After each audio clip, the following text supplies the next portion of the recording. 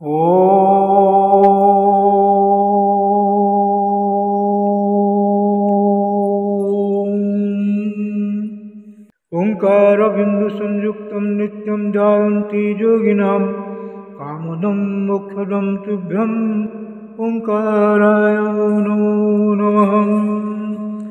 गुरुब्रह्मा गुरुर्विष्णु गुरुदेवो महेश्वर गुरु साक्षात् परं ब्रह्म तस्मै श्री गुरवे नमः। अज्ञानतिमिरान्धस्य ज्ञानाञ्जनशलाकया चक्षुरुन्मीलितं येन तस्मै श्रीगुरवे नमः।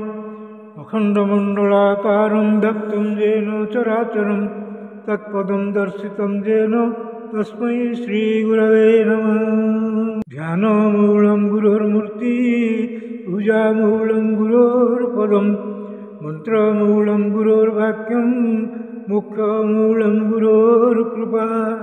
मन्नाथ श्री जगन्नाथ मद्गुरु श्री जगद्गुरु मदात्मा सर्वभूतात्मा तस्मै श्री गुरवे नमः। जंदारु ब्रह्ममूर्ति प्रणवतनुधरं सर्ववेदान्तसारं भक्तानां कल्पवृक्ष भवजलतरणी सर्वतत्त्वानुतत्त्वं योगिनां हंसतत्त्वं हरिहरनमितं श्रीपति वैष्णवानां शैवानां भैरवश्च पशुपति परमशक्तितत्त्वं च शाक्तं बौद्धानां बुद्धसाक्षात् ऋषभजतिवर जैनसिद्धान्तसारं तं देव पातु नित्यं कलिकलुषहरं नीलशैलाजिनाथम्। अथ श्रीमद्भागवत महापुराण तृतीय स्कंध त्रिंशोऽध्यायः। देह गेहरे आसक्त लोकमानंकर अधोगति वर्णना। नारायणं नमस्कृत्यं नरं चैव नरोत्तमं देवीं सरस्वतीं व्यासं ततो जयमुदीरयेत्। मूकं करोति वाचालं पङ्गुं लङ्घयते गिरिं यत्कृपातमहं वन्दे परमानन्दमाधवम्। निगमो कल्पतरुर्गलितं फलं सुखमुखातमृतं द्रवसंयुतं पिबतं भागवतं रसमालयं मुहुर्मुहुः रसिका भुवि भावुकाः। कपिल उवाच तस्यैतस्य जुनो नूनं नायं वेदोर्विक्रमं काल्यमानोऽपि बलिनो वायोरिव घनाबलिः। जं जमर्थमुपादत्ते दुःखेन सुखहेतवे तं तं धुनोति भगवान् पुमांचोचति यत्कृते। यद्ध्रुवस्य देहस्य सानुबन्धस्य दुर्मतिः ध्रुवाणि मन्यते मोहात् गृहक्षेत्रवसूनि च। जन्तुर्वै भवे तस्मिन् जां जां योनिम् अनुव्रजेत् तस्यां तस्यां सलभते निवृत्तिर्न विरज्यते। नरकस्थोऽपि देहं वै न पुमांस्त्यक्तुमुच्छति नारक्यां निर्वृतो सत्यां देवमाया विमोहितः। आत्मजाया सुतागार पशुत्रवीर्णबन्धुषु निरूढमूलहृदय आत्मानं बहुमन्यते। सन्देह्यमान सर्वाङ्ग येषामुद्वहनादिना करोत्यो विरतं मूढो दुरितानि दुराशयः। आक्षिप्तात्मेन्द्रियः स्त्रीणाम् असतीनां च मायया रहो रचितया मलापैः शिशूनां कुलभाषिणां। गृहेषु कूटधर्मेषु दुःखतन्त्रे स्वतन्त्रितः कुर्वन् दुःखप्रतीकारं सुखवन्मन्यते गृही। अर्थैरापादितैर्गुर्व्या हिंसयेतस्ततश्च तान् पुष्णाति येषां पोषेण शेषभुक् जात्यधः स्वयं।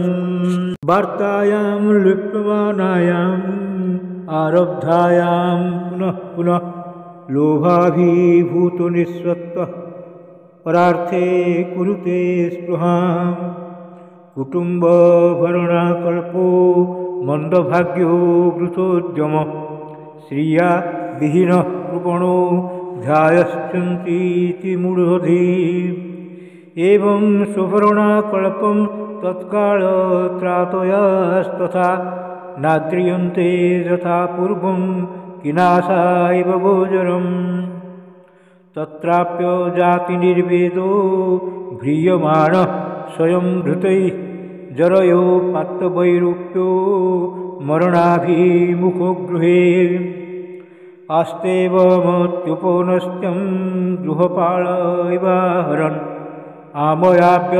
प्रदीप्ताग्निरल्पाहारोऽल्पतस्थितः वायुनोत्क्रमतोत्तारः कफः संरुद्धनाडिकः काशश्वासकृतायास कण्ठे घुरायते शयान परिशोचद्भिः परिवीत स्वबन्धुभिः वाच्यमानोऽपि न ब्रूते कालपाशवसङ्गतः एवं कुटुम्बभरणे व्यापृतात्मा जितेन्द्रिय म्रियते रुदतां स्वानां गुरुवेदनयास्तधी जमदूतो तदा प्राप्तौ भीमौ शरवेशे क्षणौ सदृष्ट्वा त्रस्तहृदयः शक्रुन्मूत्रं विमुञ्चति जातना देह आवृत्य पाशैर्बद्ध्वा गले बलात् नयतो दीर्घमध्वानं दण्ड्यं राजभटा यथा तयोर्निर्भिन्नहृदय स्तर्जनैर्जातवे पथिष्वभिर्भ्युगीक्ष्यमाण आर्तोघं समनुस्मरन् क्षित्रोड्परितोर्कदवानलानिलैः सन्तप्यमानः पथितप्तबालुके कृच्छेण पृष्ठे कसया च ताडित चलत्यशक्तोऽपि निराश्रमोदके तत्र तत्र पतश्रान्तो मूर्छितः पुनरुत्थितः